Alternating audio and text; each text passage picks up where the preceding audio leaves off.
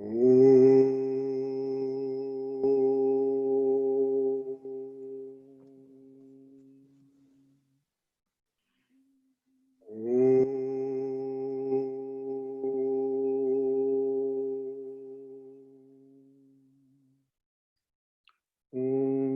Sahana Vavatu Sahano Bhunaktu Sahaviryam Karavavahai Tejasvina Vaditamastu Ma Vidvishavahai. Om Shanti Shanti Shanti. May the Divine Being look over us lovingly as a mother and father. May the Divine Being support and nourish us as a mother and father. May we have the strength and skill to study together the art of spirituality. May no misunderstandings arise amongst us. Om, peace, peace, peace be unto us and to all beings everywhere. Om Shanti Shanti Shanti Hari Om Tat Sat. Good evening, Dennis. Namaste. Good evening. So, the chapter is 18, the Yoga of Renunciation. And it opens with Arjuna asking, I want to learn the truth about renunciation and non-attachment. What is the difference between these two principles? And as I said earlier, before a lot of you had joined in, what I'm going to do is I'm just going to read it all the way through the chapter, all the way through to the end. And then we'll come back and discuss. So I'm just going to let Krishna have his say here. Like it's up to me to let Krishna have his say. But nevertheless, that's how we'll deal with it this evening. So here's Krishna's answer to what is the difference between renunciation and non-attachment. Sri Krishna, the sages tell us that renunciation means the complete giving up of all actions which are motivated by desire. And they say that non-attachment means abandonment of the fruits of action. Some philosophers declare that all kinds of action should be given up because action always contains a certain measure of evil. Others say that acts of sacrifice, almsgiving, and austerity should not be given up. Now you shall hear the truth of the matter. Acts of sacrifice, almsgiving, and austerity should not be given up. Their performance is necessary. For sacrifice, almsgiving, and austerity are a means of purification to those who rightly understand them. But even these acts must be performed without attachment or regard for the fruits. Such is my final and considered judgment. Renunciation is said to be of three kinds. If a man is in ignorance, if a man in his ignorance renounces those actions which the scriptures ordain, his renunciation is inspired by tamas. If he abstains from any action merely because it is disagreeable or because he fears it will cause him bodily pain, his renunciation is inspired by rajas. I'll read that again. If one abstains from any action merely because it is disagreeable or because one fears it will cause that person bodily pain, this renunciation is inspired by rajas. He will not obtain any spiritual benefit from such renunciation. But when a man performs an action which is sanctioned by the scriptures and does it for duty's sake only, renouncing all attachment and desire for its fruits, then his renunciation is inspired by sattva. When a man is endowed with spiritual discrimination and illumined by knowledge of the Atman, all his doubts are dispelled. He does not shrink from doing what is disagreeable to him, nor does he long to do what is agreeable.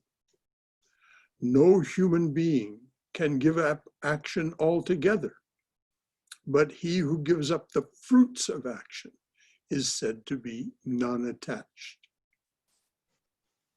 I'm going to read that again. No human being can give up action altogether, but he who gives up the fruits of action is said to be non-attached. To those who have not yet renounced their ego and its desires, action bears three kinds of fruit: pleasant, unpleasant, and a mixture of both. They will be reaped in due season. But those who have renounced ego and desire will reap no fruit at all, either in this world or the next. I'm going to read that again, and I am going to comment on this because I don't want to go past it. It's so key. To those who have not yet renounced their ego and its desires, action bears three kinds of fruit: pleasant and unpleasant, and a mixture of both. They will be reaped in due season. But those who have renounced ego and desire will reap no fruit at all, either in this world or the next. Now we're talking, of course, by fruits. This is what we normally think of as karma. Those who have renounced ego and desire.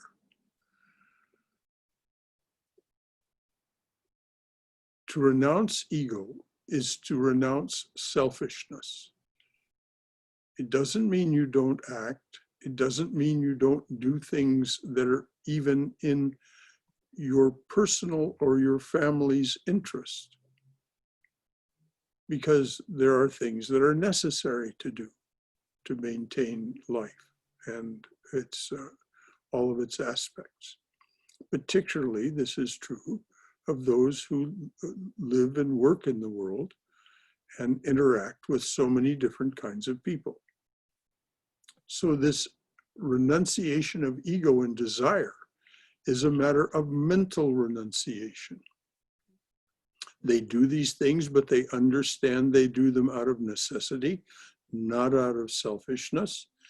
And so they too, if they are sincere, and no one is perfect. So it isn't that they are ever faultless, but it is their intention to renounce their selfishness and their and acts done out of desire for the fruits.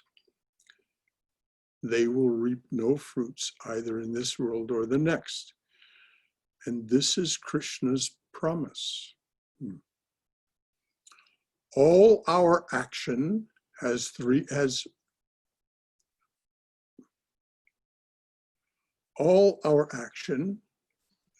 five partakers. So say the scriptures that teach us wisdom to break the bondage earned by our action.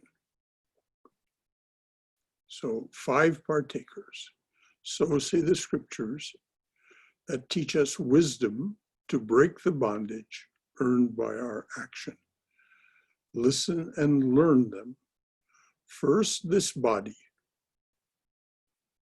then ego, the doer or the seeming doer, the organs of sense, and the many motions of life in the body. Lastly, the devas. So there are 5 partakers of action according to Sri Krishna here. First, the body. Then the ego, the doer. Now, I said I wouldn't comment. I'll wait until not comment. Then ego, the doer. The organs of sense and the many motions of life in the body. That means the prana, the pranamaya kosha.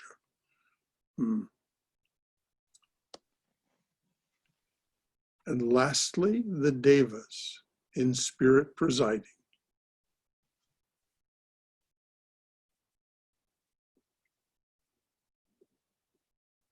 So body, the ahamkara, the ego, the I maker, the organs of sense, and then the many motions in the body of the life force. And lastly, the devas, in spirit presiding. Normally, we don't see the devas. Whatever the action, excellent, evil, whether of speech, of mind, or of body, these are its causers. Falsely he sees, and with small discernment, who sees this Atman, the doer of action. Falsely he sees, and with small discernment, who sees this Atman, the doer of action. His mind is not purged in the work of the Spirit. But he whose mind dwells beyond attachment, undaunted by ego. And whenever we hear ego here, let's in the back of our minds hear selfishness. Undaunted by ego, no act shall bind him. No act shall bind him with any bond. Though he slay these thousands, he is no slayer. There are 3 things which motivate action: knowledge, the knower, and that which is known. There are 3 things which motivate action: knowledge, the knower, and that which is known. There are 3 constituents of action: the instrument, the purpose, and the doer. Sankhya philosophy declares that knowledge, action, and doer are of 3 kinds only, according to the guna which predominates in each. Listen, this is their nature.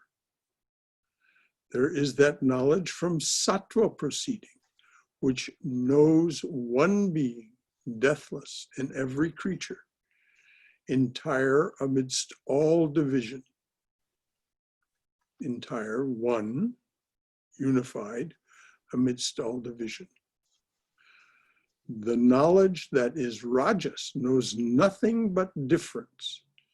Many souls and many creatures, all various, each apart from its fellow.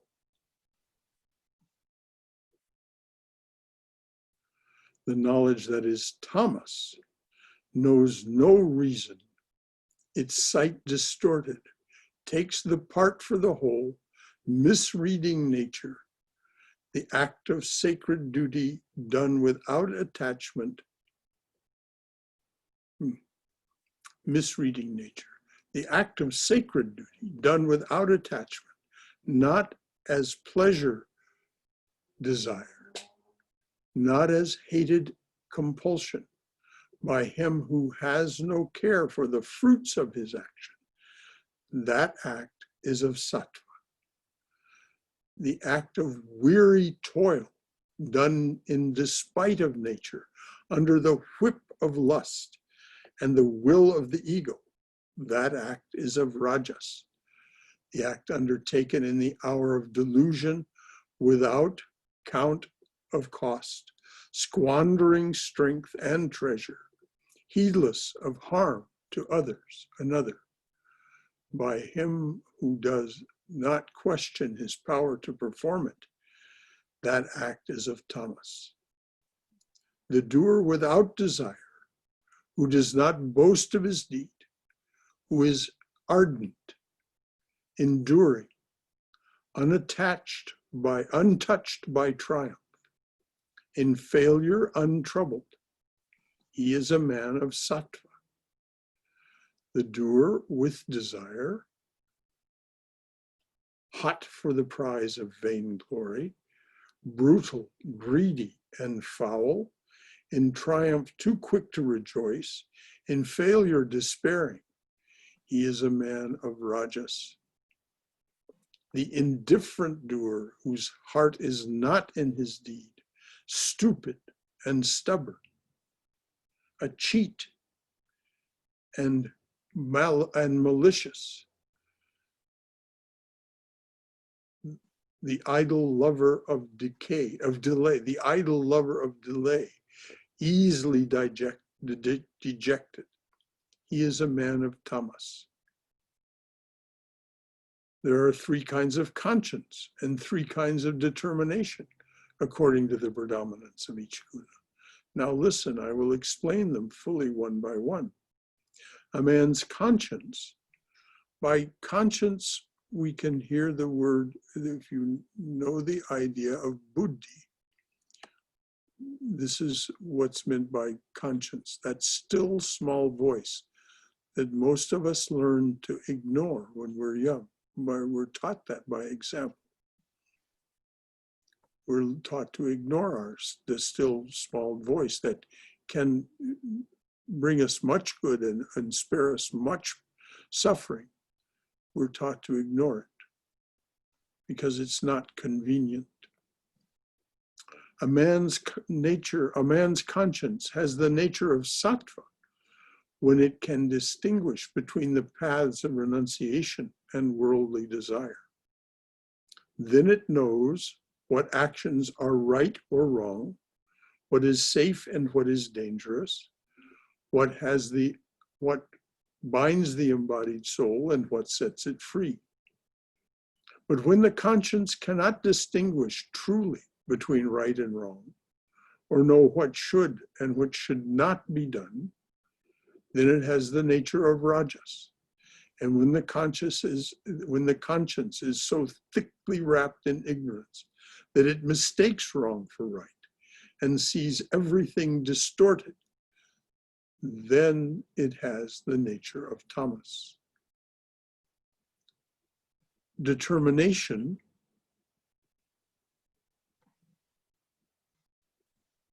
if you want to understand the word determination in this context, think of volition, the willing of something.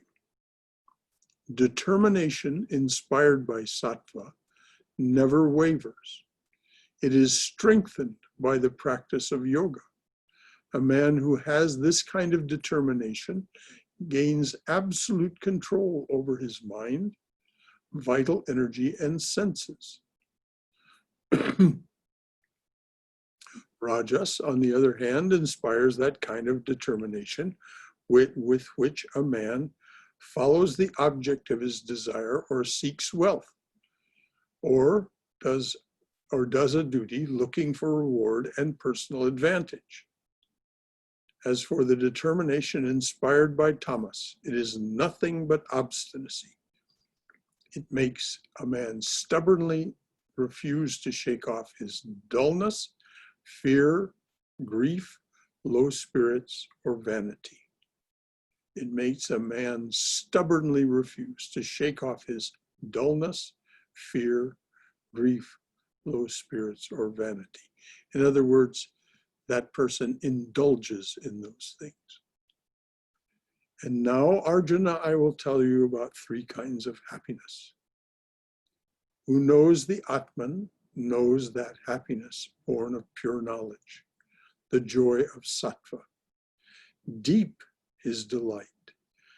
After strict self-schooling, sour toil at first, but at last, what sweetness, the end of sorrow, the breaking of the contact with pain. So I'll read that again.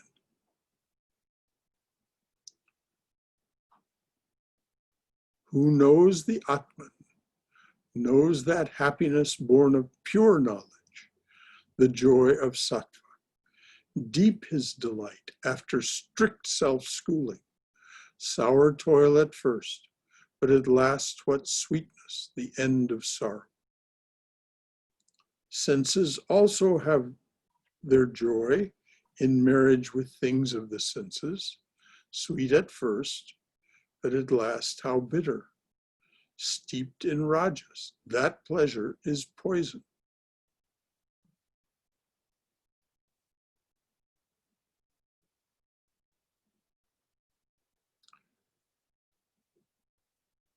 Senses also have joy in their marriage with things of the senses, sweet at first, but at last how bitter.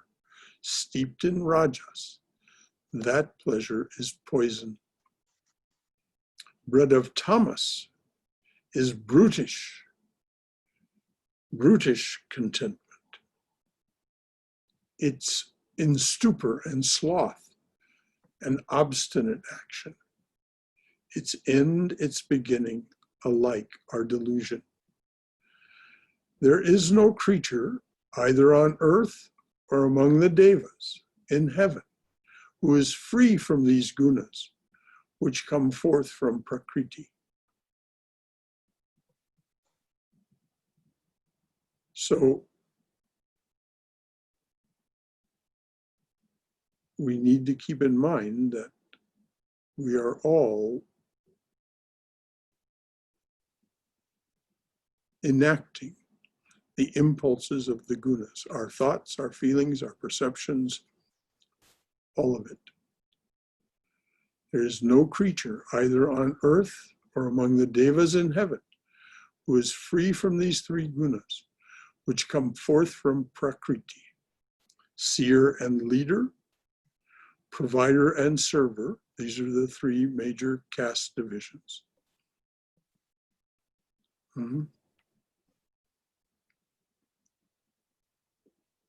Seer, Brahman, leader, provider, Kshatriya, and server, Shudra. Seer and leader, provider and server, each has the duty ordained by his nature, born of the gunas. The seer's duty, ordained by his nature, is to be tranquil in mind and in spirit, self-controlled, austere, and stainless, upright, forbearing, to follow wisdom, to know the Atman, full of faith in the truth that is Brahman. The leader's duty, ordained by his nature, I forgot, the provider is the fourth, they're not combined, as Kshatriya. I've forgotten the name of that caste, the provider caste. They tend to be merchants and people like that. The leader's duty, ordained by his nature, is to be bold, unflinching and fearless, subtle of skill and open-handed, great-hearted in battle and a resolute ruler. Others are born to the tasks of providing. These are the traders, the cultivators, the breeders of cattle. To work for all men, such is the duty ordained by the servers. This is their nature. All mankind is born for perfection, and each shall attain it, will he but follow his nature's duty. Now, of course, this is a foreign way of thinking to us in a culture that prizes individuality and social mobility.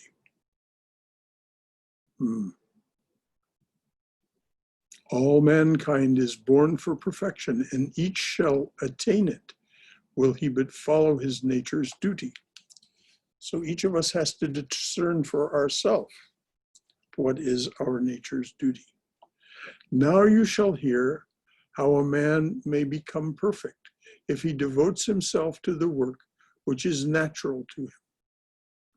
A man will reach perfection if he does his duty as an act of worship to the Lord. I'm going to repeat this. Now you shall hear how a man may become perfect if he devotes himself to the work which is natural to him. A man will reach perfection if he does his duty, whatever his duty is. A man will reach perfection if he does his duty as an act of worship to the Lord, who is the source of the universe, prompting all action, everywhere present.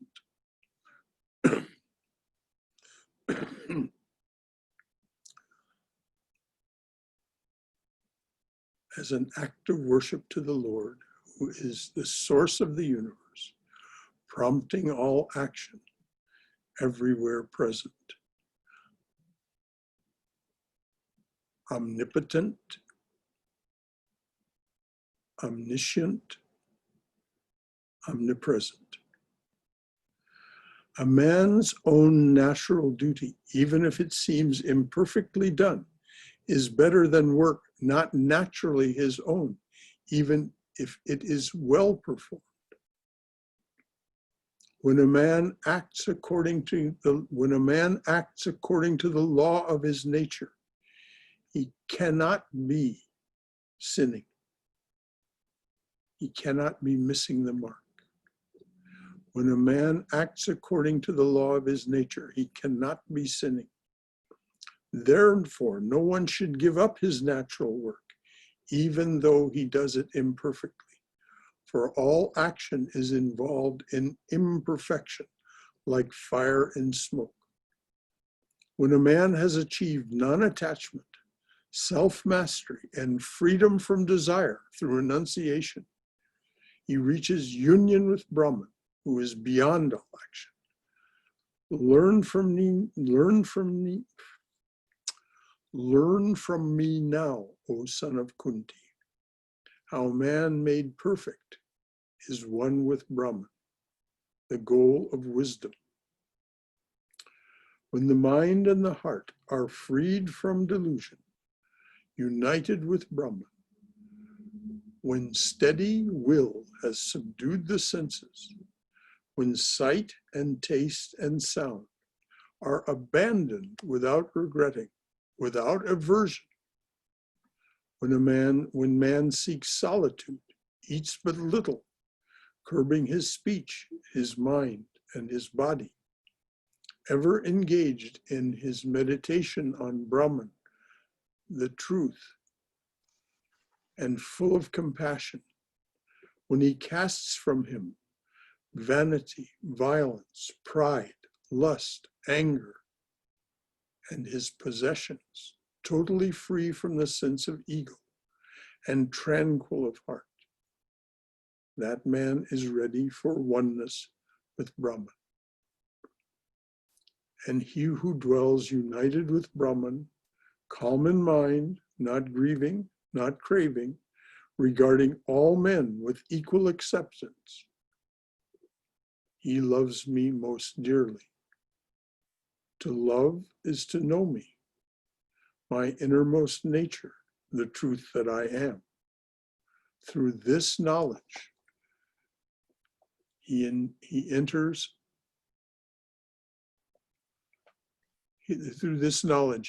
at once to my being. All that he does is offered before me in utter surrender. My grace is upon him. He finds the eternal, the peace unchanging. Mentally resign all your action to me. Regard me as your dearest loved one. Know me to be your only refuge. Be united always in heart and consciousness with me.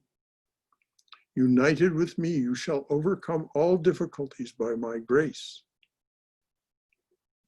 But if your heart is full of conceit and you do not heed me, you are lost, not forever lost. This is not a condemnation. It just means like being lost in the forest, having lost your way.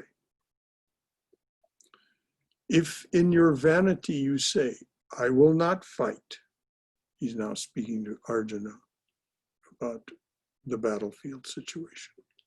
If in your vanity you say, I will not fight, your resolve is vain. Your own nature will drive you to the act. For you yourself have created the karma that binds you. You are helpless in its power. And you will do that very thing which your ignorance seeks to avoid. The Lord lives in the heart of every creature. He turns them round and round upon the wheel of his Maya.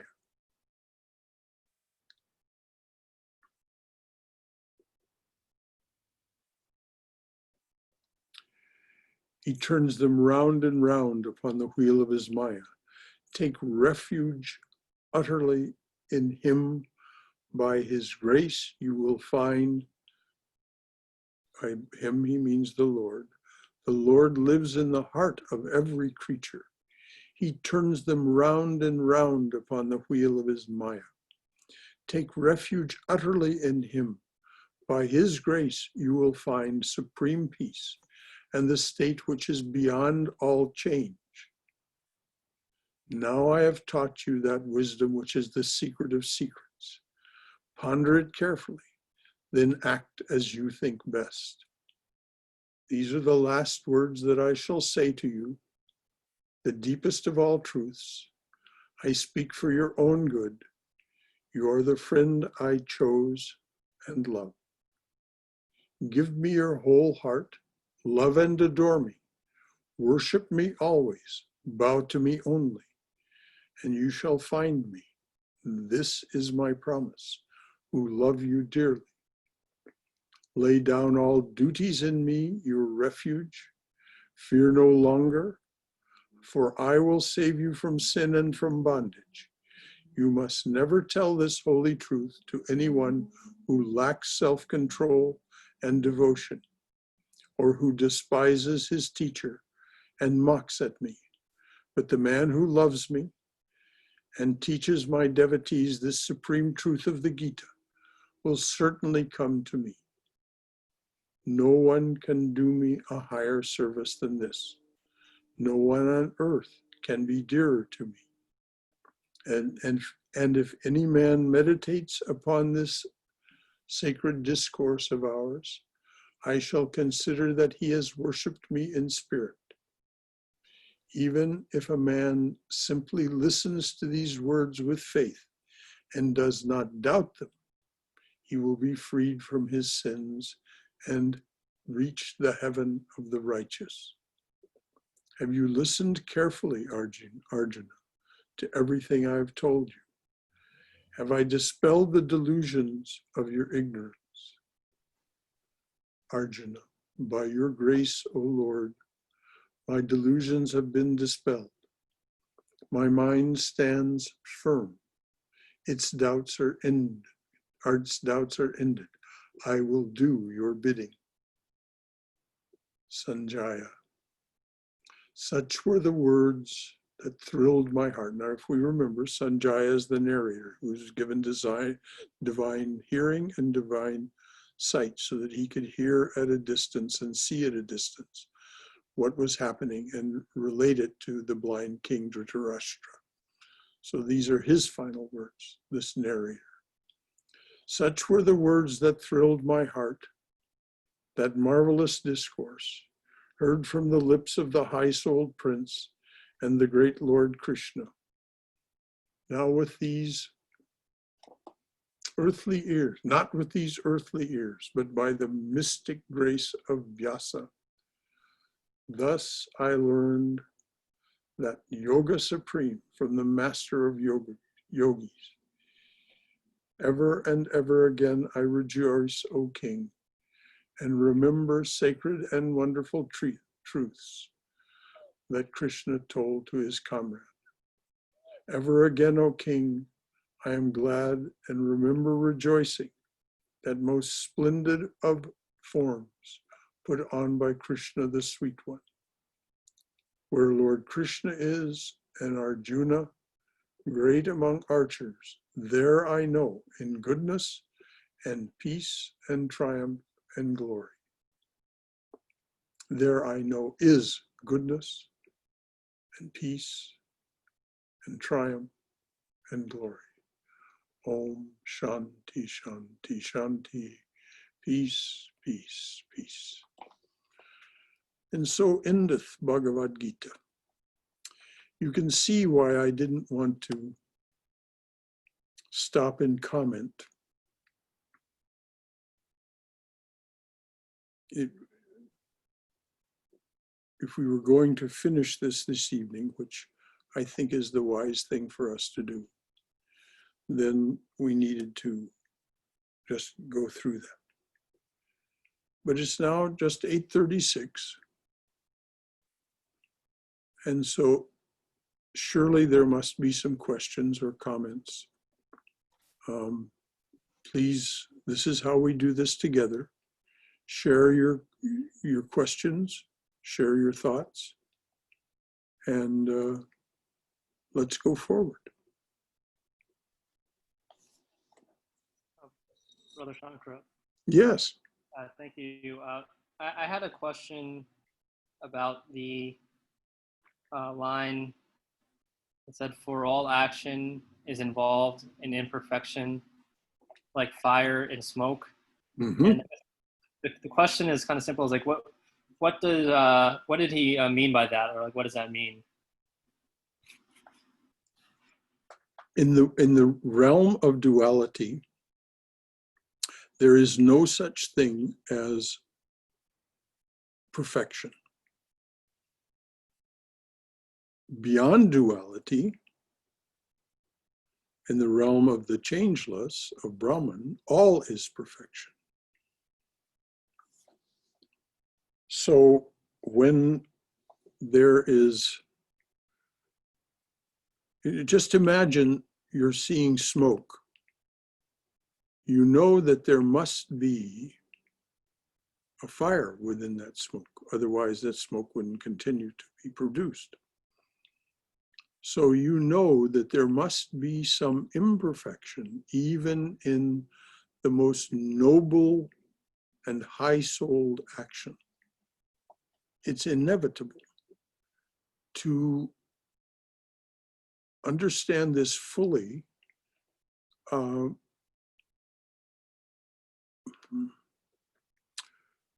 I can't remember which of the talks it's in, but the talks that Swami Vivekananda gave in London in 1895, which are collected as the book Jnana Yoga, those talks and some other things, some other talks and lessons. In that, he explains the nature of perfection and imperfection and duality in great detail in explaining what is meant by the word Maya. So nothing in duality is unalloyed. So if we say we do some great, as a country, do some great and noble act for the people of this country who are right now suffering, that alleviates that greatly alleviates the threat of COVID and so on. Now that would cost a lot of money. That money would have to come from somewhere. So it would come from taxing those who have lots of money.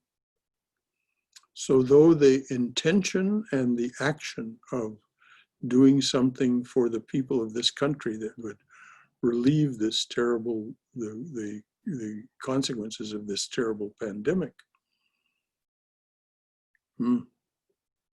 it would be felt as a harm by those people whose finances would be impacted. So that's one real world example of what I mean. Did that make it clear? Yes, it does. Thank you. And that also reminds me of, I think, Swami Vivekananda's, one of his talks on karma yoga. He talks about how no action is completely free of evil, right? Right, exactly. Yeah, got it. Yes. Thank you. Thank you, Liam. Anyone else? Brother Shankara? Yes, I am. So good to hear from you. Thank you, Brother Shankara. So in earlier chapters, Sri Krishna indicated clearly that he alone is the doer. In this chapter, when he characterizes the gunas, it looks like the doership is sort of transferred to the individual. How No, do no, we... no, no, no, no, no. The gunas are not ours, dear. The gunas are what make us. They are what create us. It is not transferred to the individual. Everything that happens, as Krishna says so explicitly in chapter 3, is it 2 or 3? But anyway, the very early part of the Gita is nothing but the gunas attaching themselves to gunas. He is the master of Maya. Maya is another word for the divine presence, normally thought of as feminine, that is sometimes called also Prakriti. As Swami Prabhupada said when he was asked what's the difference between Maya and Prakriti, he said, well, there is some philosophical differences, but for us, it's a distinction without a difference. So for us as spiritual aspirants. So no, it does not transfer the gunas. We act out the impulses of the gunas. We experience this suit that we wear, this body that we wear, this action and experience suit is a product of the gunas, and it's everything that it does and experiences is a result of the actions of the gunas. And Krishna is the master of the gunas. Krishna as Ishvara, the creator, sustainer, protector, and transformer of the universe. Thank you, Brother Shankara. That's pretty clear. Thank you. Good.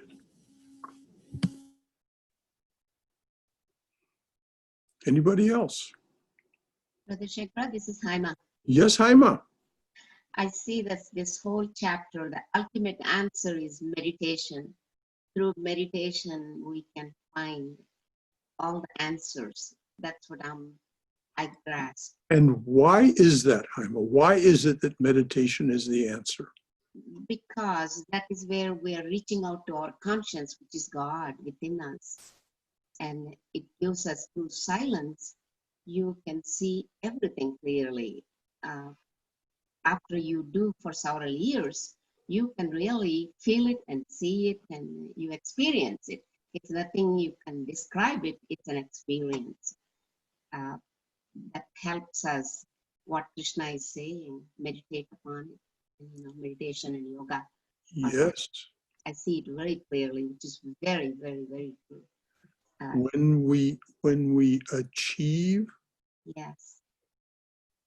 a level of silence, when we sink into silence, and by sink, I mean we just go below the senses, we go below the thoughts, we go below the subtle thoughts. As we progress in meditation, we go into the silence. And as you said, in that silence, we can see clearly the nature of all those other levels. Mm-hmm. We can see them going on until nirvikalpa samadhi, where the experiencer disappears. the experiencer continues to experience a higher and higher level of reality. As you said, seeing the divine presence, feeling the divine presence in that silence, in that silence. And so, yes, you're absolutely right. This is why all of the teachers say, practice meditation. Yes. And we start usually by practicing meditation by doing some form of spiritual practice like japam or watching our breath or something that pulls our mind away from the senses and that allows us to resist the impulse of following a train of thought. And we return to our practice rather than following something that wants to capture our attention, our awareness. We learn to discern what deserves our attention and what does not. And so slowly and slowly, as you said, over years, we sink into silence. Yes. And when we have successfully achieved that, then we see clearly. First more clearly, then more clearly, then more clearly, and finally, very clearly indeed, that we are not this body, we are not these senses. This is something that is happening in our presence. We are the witness consciousness. At the same time, we may get adversities in life, but we will be able to deal with them easier. When you meditate regularly, adversities become easier to conquer Yes, and move forward. That's what I know. that is the meaning of yoga as detachment. Exactly. The meaning of the word yoga as detachment. Yes. We're able to detach ourselves from The result. First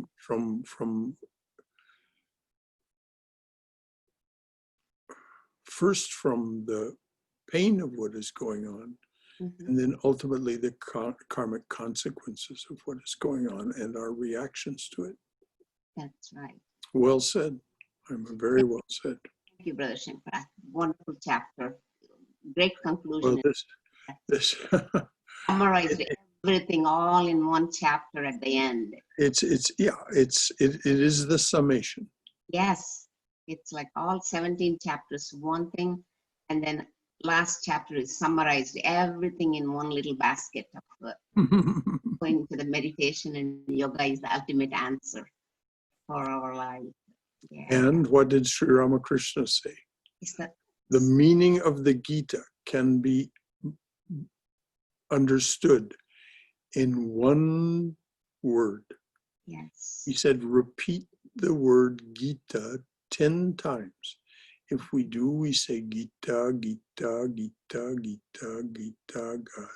We come to Tyagi, which means renouncer. That's right. Huh. Yeah. It's great. And so this is why the last chapter is called the Yoga of Renunciation, the Yoga of the Tyagi. Okay. Thank you. And this business of being able to, this is what we'll talk about this coming Sunday, about how do we get to the point where we really can renounce the fruits of action, where we really can abandon selfishness, the desire for the fruits of action. How do we get to that? That's what will be talked about this coming Sunday. That'd be great. The specifics of the toolkit. Thank you. October is a month for the study of karma yoga. Anything else? And to expound on what Haima said about the meditation, Krishna says, and if any man meditates upon this sacred discourse of ours, I shall consider that he has worshipped me in spirit. I think that's what we've done actually by doing these Bhagavad Gita classes and reading it and meditating on it. Amen. And even if a man simply listens to these words with faith and does not doubt them, he will be freed from his sins and reach the heaven of the righteous. That's a pretty big promise. Just by listening and believing, yes, we're indeed. freed from our sins and reach heaven. And the heaven of the righteous is the heaven of the saints, from which we do not return to incarnation. Freed from your sins means from the results of your karma. You don't have to return to bodily form to experience the results of your karma. You're freed from that. Mm. That's the promise.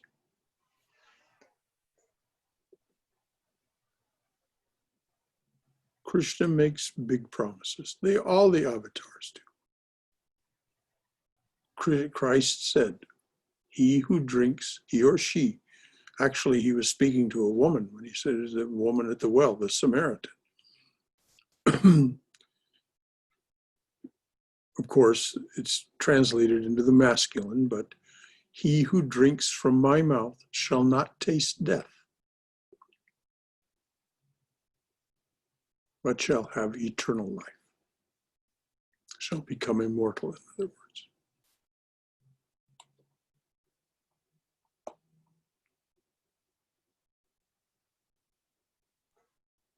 Anything else from anyone? Yeah, I think when they say he in these scriptures, they always mean he or she. It's just they've got to choose one or the other. In this Well, case. everything was, this, all of what has come forward to us culturally is born of this ancient patriarchy. And so it's, as Vivekananda said, the bird has been trying to fly on one wing. The feminine has been, the divine feminine, and the feminine as it exists as an embodiment has been degraded. And as a result, we have created quite a nasty situation for ourselves.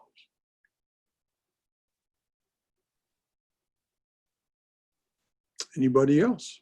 Please. Brother Anything? Shankara, Yes, Swayam. in a light-hearted way, I became a Tyagi by marrying one. There you are. Yes, Good you for you. did. Yes. And now you're living it. Thank you, Swayam.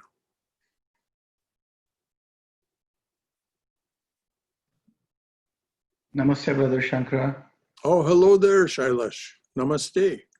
Could you please read, if you are done with the questions, could you please read that part where he says you go into solitude and meditate on me, just that part. Let me see if I can find it.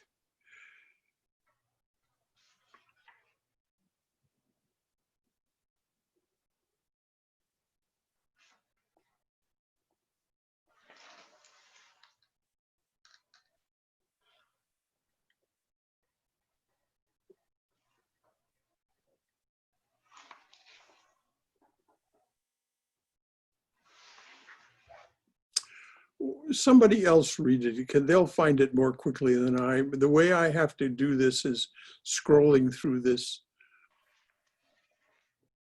So somebody else read it and then I'll comment on it.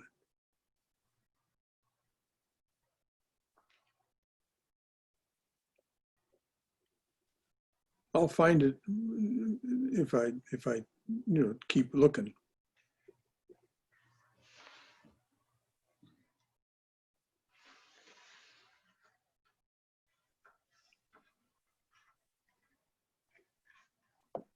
My book is a different one, Brother Shankara. I have Stephen Mitchell, Bhagavad Gita. So, but it's, Oh yeah, that won't help. it won't help. It's the same material, but it's not exactly word to word like you. No. It's the same meaning. It's actually quite different. It's slightly different, right? Is this the portion that Shailesh wanted. And if a man meditates upon this sacred discourse of ours, I shall consider that he has worshipped me in spirit. Even if a man simply listens to these words with faith. No. He's talking about something earlier. Yeah, just little before that. Going into solitude. Here, I found it. Okay. Here it is. I found it. Okay, here we go.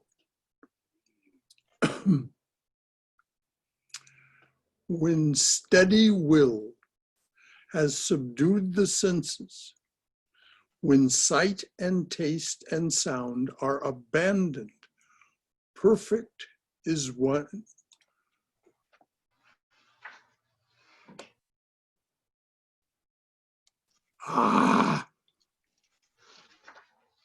This is just so maddening. I got it. When a man seeks solitude, eats but little, curbing his speech, his mind and his body ever engaged in his meditation on Brahman, the truth, and full of compassion, when he casts from him vanity, violence, pride, lust, anger, and all his possessions, totally free from the sense of ego and tranquil of heart, that man is ready for oneness with Brahman. Is that what you meant, Shaila? Yes, thank you. Okay. Thank you, Ramadas. Would you read it again, please, Brahmadas, and more slowly, please? Okay. When a man seeks solitude, eats but little, curbing his speech, his mind, and his body, ever engaged in his meditation on Brahman, the truth, and full of compassion, when he casts from him vanity, violence, pride, lust, anger, and all his possessions, totally free from the sense of ego and tranquil of heart, that man is ready for oneness with Brahman. Thank you. Shailesh, did you want to say something about that? No, I was very impressed. It's the whole spiritual practice just in one few lines. If you really read and meditate, it's something to be, I thought, to think about, ponder upon. Each and every word is so. It is, I agree. Yeah, that's powerful speech. Yeah, it actually starts a little before that. I lost it because of the way this thing works for me. When steady will has subdued the senses, when sight and taste and sound are abandoned without regretting, without aversion. So this is pratyahara. This is exactly what this is, as you said, Shailesh. This is a summary. Subduing the senses, when sight and taste and sound are abandoned without regretting, without aversion, that's pratyahara. The abandonment of both the physical sense relationship and then the mental one. And then when a man seeks solitude, this is now dharana. When you retire into solitude and practice concentration and contemplation. And then, of course, Krishna, always being complete, jumps back a little. Actually, in a way, what he's doing here with this solitude, and he's talking about the niyamas, and then curbing his speech, his mind and body, ever engaged in his meditation on Brahman and so on. This is the niyamas. I mean, the wonder of Patanjali is how carefully he organized all this information to make it seemingly a sequential 8-step program. It is, that's what he said. I have an 8-step program for you. The 8 limbs of yoga. But you're right, Shailesh, this is a very good summary. So next week, we'll start with Swami Vivekananda's Jnana Yoga. And any of you who don't have a copy of Jnana Yoga can send an email to me, and I will email you the PDF of Swami Vivekananda's complete works, in which Jnana Yoga is very nicely, organized as a part of that.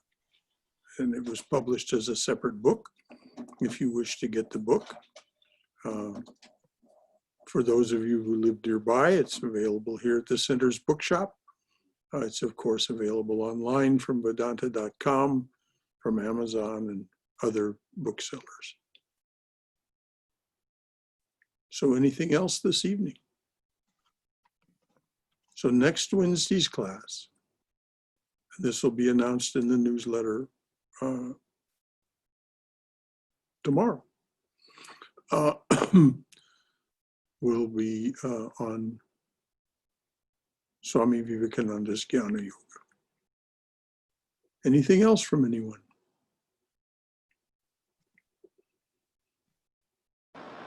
It seems that that the aging process that we all go through in our human bodies lines up exactly in the 8 steps you were talking about. And, you're out there in the world, and then you're not out there in the world, and then your children grow up and go away, and your grandchildren grow up and go away, and you have solitude, whether you want it or not, and you want it. And Yes. you're able to let go of ever so many things the older you get. Yes. Yes, there is a grace in this getting older. And to those of us who are have that grace, we leave the body before the body becomes infantile again. So it's a well organized system that we inhabit. It is. Yes. And I only recently saw that. Well, it's lovely that you saw that, Beverly. Thank you very much. Do you know, Beverly, that Vernon gave me a copy of the Bhagavad Gita for my 19th birthday? Did he really? Yeah, when we lived together in that house there at Riverside City College. Yeah. Which translation did you get? Which translation? You know, dear, I no longer remember. It was the Peter Popper edition, one of those small ones. But he noticed that I had become very attached to and listened often to Ravi Shankar's first record that was published here in the United States. And so for my 19th birthday, being sensitive fellow that he was, said, well, if you like these Indian things, then I'll give you the scripture. It was a very nice translation. It was, but it was the... Vernon also introduced me to Thomas Teese in New York, who took me to Vermont, and I met Goldstein and began to follow Chogyam Trungpa Rinpoche. Ah, wonderful. So Vernon is an important part of our past life. Yeah, well, for those of you who are listening in on Beverly and I being chummy here, we go back to high school in 1958, 1959. So that's a long time ago. Indeed it is. Very So long time. all of you, you know, we're very fond of one another, though we live a continent apart now. And Beverly lives in Northeast California. I live here in Tuckahoe. So until next week, beloved. And you have a lovely group of people in your temple. Yes, we do. And have I lovely- really appreciate checking in with all of you. Thank you, Beverly. Beverly, for those of you who don't know her at all, of course, how would you? She's been practicing Buddhism for a long time. So until we next meet, which would be Saturday morning, if you chose, or Sunday morning, if you choose, we'll say good night. And so,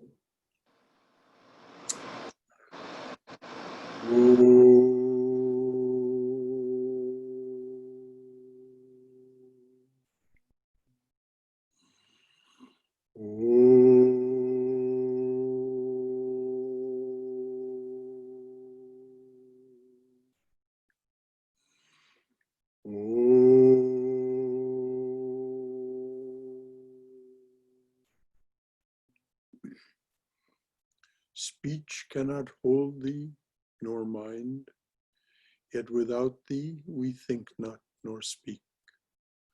Love, who art partial to none, we are equal before thy sight. Taker away of our pain, we salute thee, though we are blind. Come to the heart's dark cave and illumine, thou light of the light.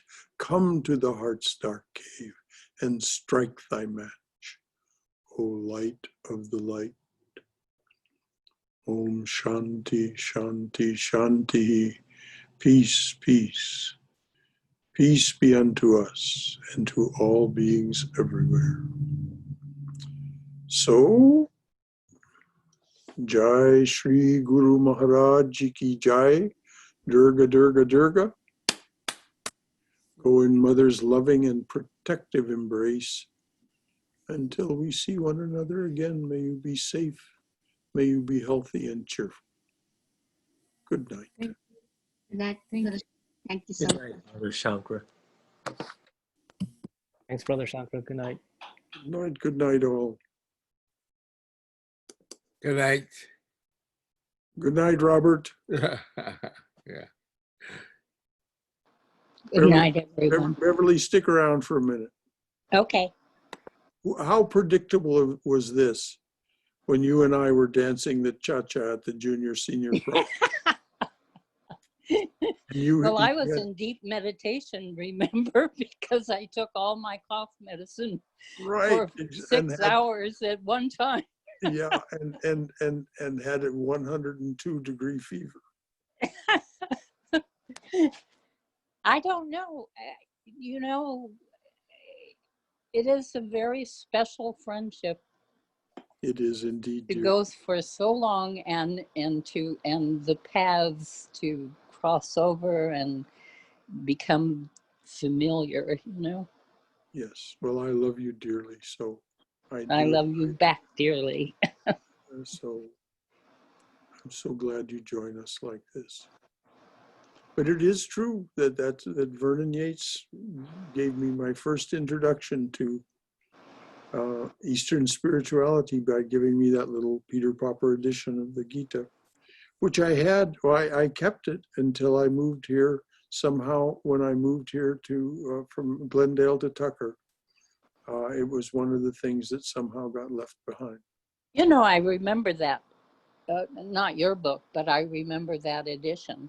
Yeah. Because I saw it many years ago. Well, you know, I mean, what started me poking around at a very early age was, you know, Hermann Hesse's Siddhartha. Yes. Yeah. you Well- know, and so then we began poking around. And at that time,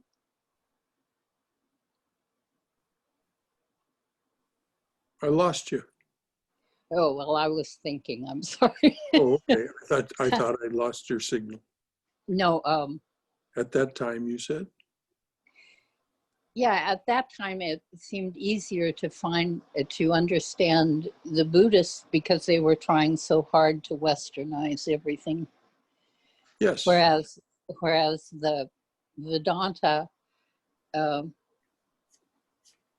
seemed alien when I was young.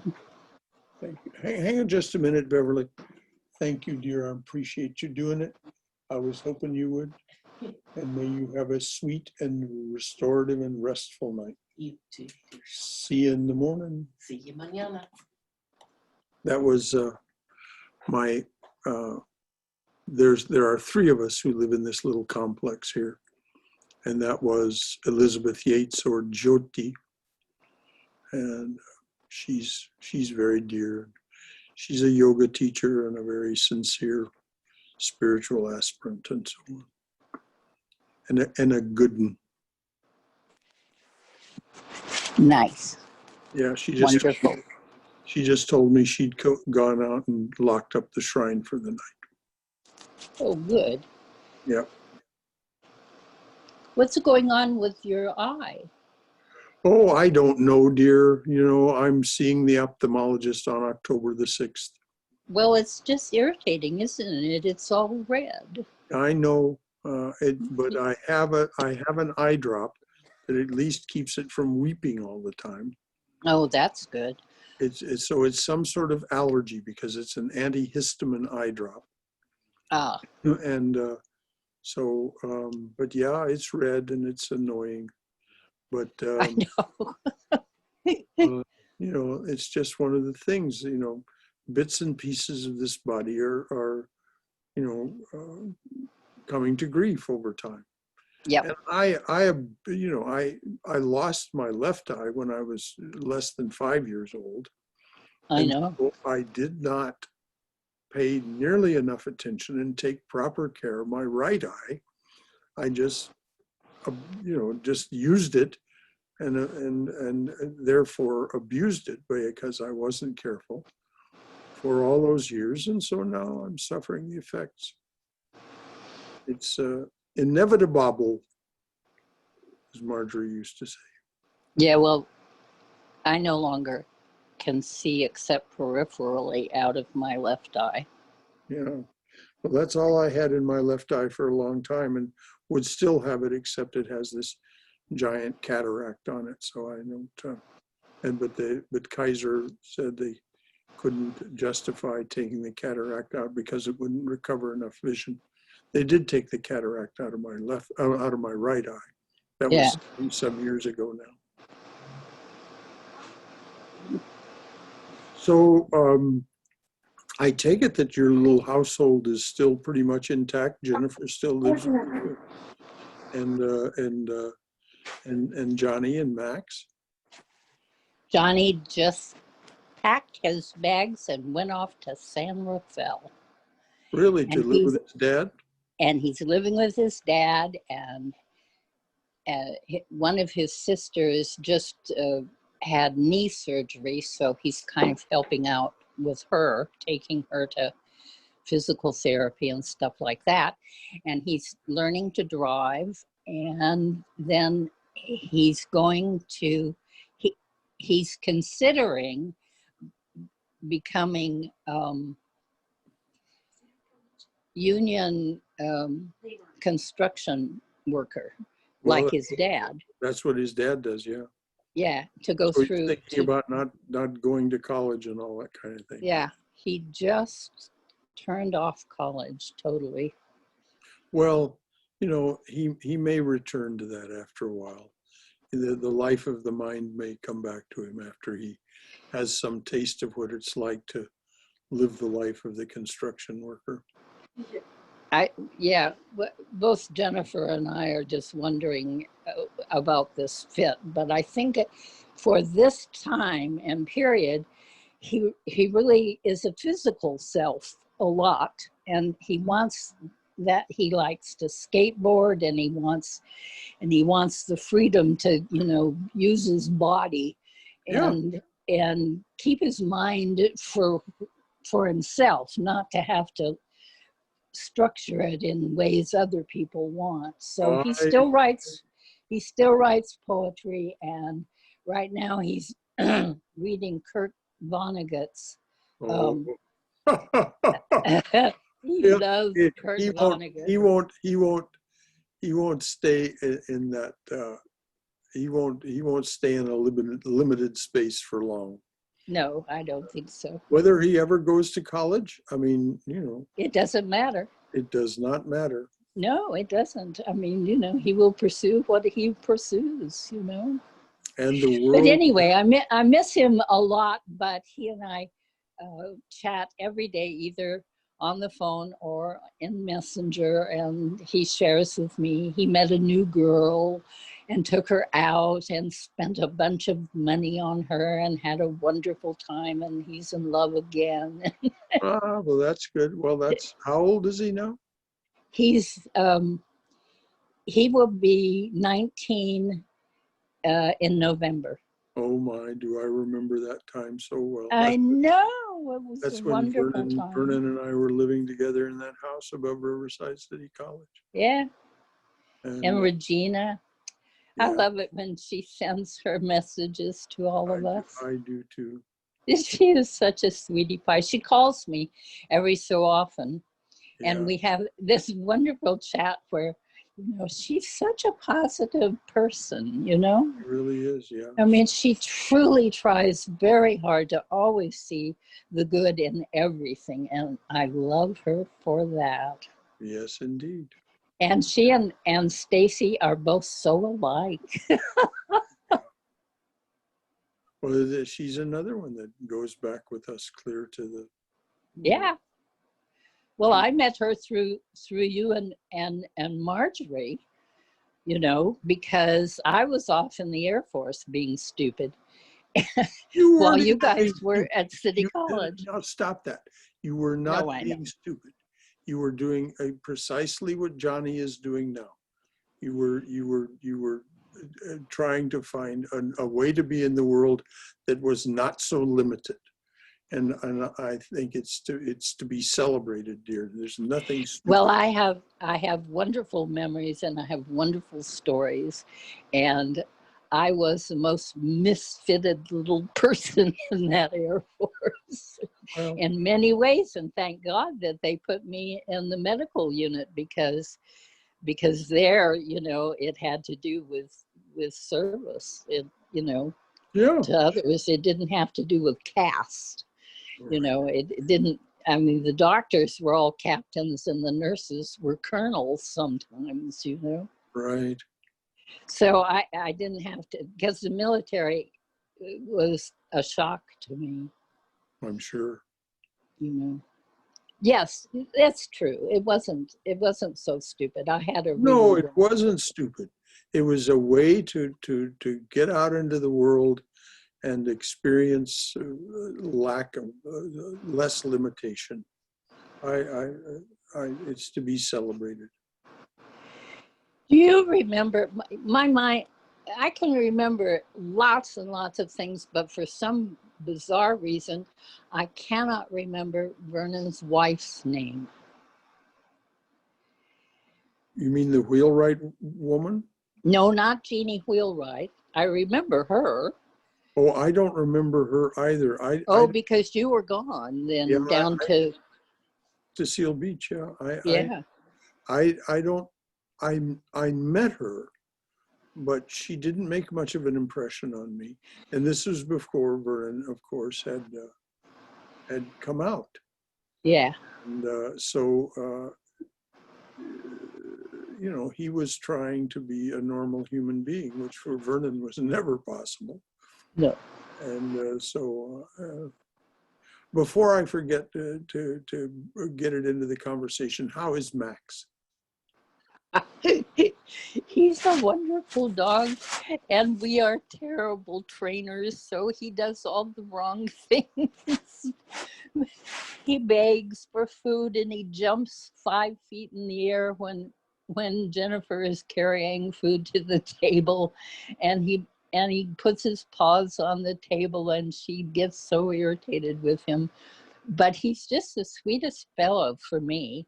I mean, he just, he hangs out with me. He's a wonderful companion for you, Beverly. He is. He just, and right now he's jealous. I'm talking to you, so he just crawled into the recliner and is pushing me all around so that I'll pay attention to him and pet him. Well, hello there, Max. And yes, you deserve her attention. No two ways about it.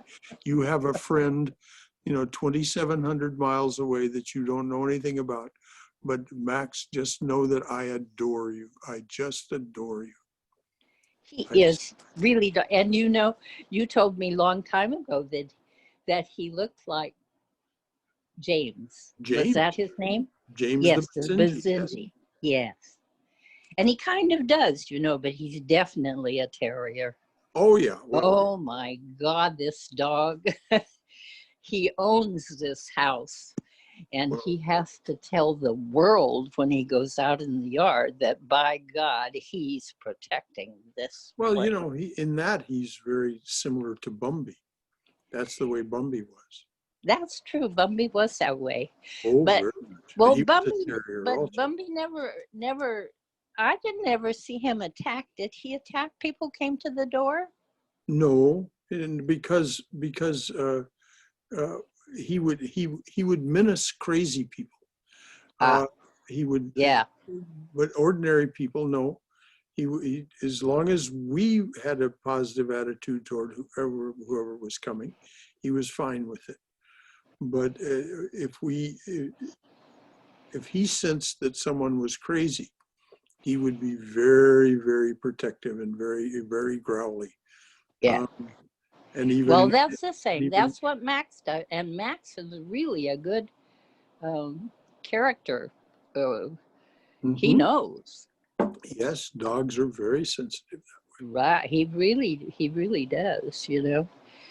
But he will set up a huge bark if somebody knocks on the door until he finds out who they are. Yeah.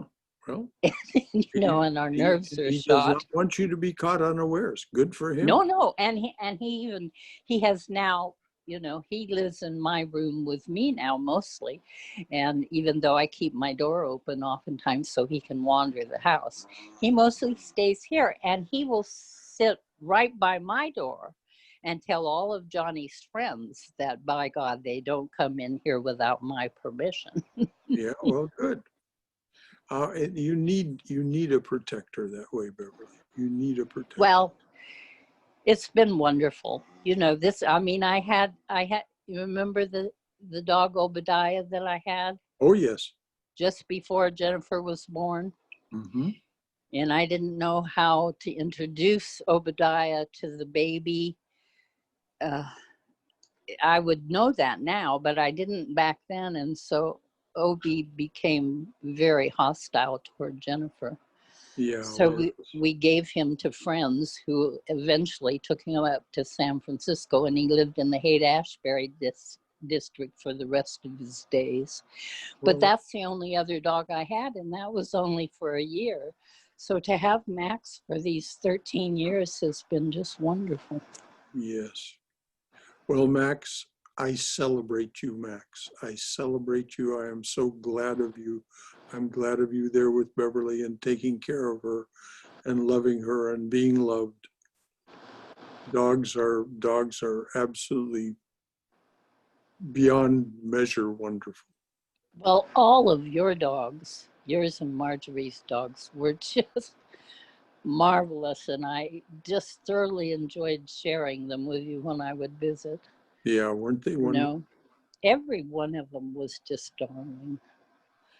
Yeah. And they each have their complete and totally different personalities. Yeah, that's what people who don't know about dogs don't understand. No, they don't know that. No, dogs have personality. They have dogonalities. That's very good. They have dogonality. Yeah. And when you pet them, you calm down. Yes. He got petted a lot last evening. Good. Well, Beverly, I saw it just because somebody remarked on your profile picture. I went and looked at your website, your Facebook page today, and you're looking good. Oh, thank you very much. So I think I'd better say goodnight, dear. As much as I'm enjoying this, I have things I need to do. And it's also very late there compared to here. Well, what time is it? It's not even quite 9:30, so that's good. Oh, that's good. All right. I love you lots, and I'll see you Sunday. Okay, dear, and give my love to Jennifer. Tell her that I do wish you all safety. That you. It's getting much better here. We had a lot of smoke last night because what fire is still going is directly north of us, and the winds seem to be blowing south, and so we did have quite a bit of smoke, but they have taken the mandatory away from most places now, and it's only an evacuation warning. Good. So that we're just, everybody's sort of packed and ready to go if they have to, but it's not mandatory. Well, that's. And it's not very, it's near us, but it's not, like within a mile or 2 miles, it's not that close. It's like a 15-minute drive away, the one little active area, and the rest of it is over an hour away. Good. Yeah, well, the smoke got as far as New York, clear out over the ocean. Well, there are, poor Oregon, was just ablaze, and all of the western states I know. have had it. And even Dana, my niece who lives in Colorado, she said they had a fire very close to them too. Yep. Well, it's Anyway. Not the water, but the fire next time. That's what Noah was told. Yep, there it is. May you be safe, healthy, and cheerful, all of you there in the house. And if you speak to Johnny, tell him that he still has a god uncle out here, and if he ever wants to come out and visit, he'd be most welcome out here. Oh, I think he would love to do that. He told me the other day, he said, I want to see all your friends. And I said, you have to wait until the COVID-19 has a vaccine before you go trooping around with all of them, because they're all my age. Right. And he laughed and he said, I know that. We all prone to die. Yeah, that's where we're sitting. All right, dear. I love you. Love you too. Good night. Good night.